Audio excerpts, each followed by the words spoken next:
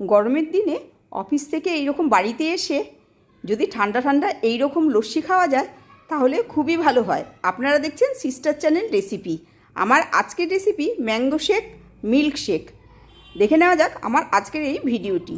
আমি এখানে ম্যাঙ্গো নিয়েছি। ম্যাঙ্গোগুলোকে আমি ঠিক এইভাবে কেটে পেস্ট করে নিচ্ছি। এখানে আমি অর্ধেকটা পেস্ট করা ম্যাঙ্গো নিচ্ছি। এর মধ্যে দিয়ে দিচ্ছি স্বাদ মতন চিনি, 100 গ্রাম টক দই, সামান্য একটু লবণ দিয়ে পেস্ট করে একটা গ্লাসের মধ্যে ঢেলে নিচ্ছি।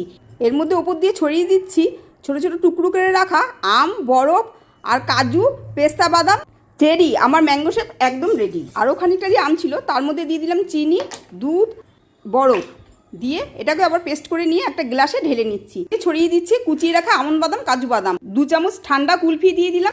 আবারও ওপর দিয়ে একটু আমন্ড বাদাম, কাজু বাদাম ছড়িয়ে দিয়ে একটু চাট মশলা দিয়ে দিলাম। আমার 2 রকমের লস্যি একদম রেডি। আমার চ্যানেলটাকে লাইক আর সাবস্ক্রাইব করার জন্য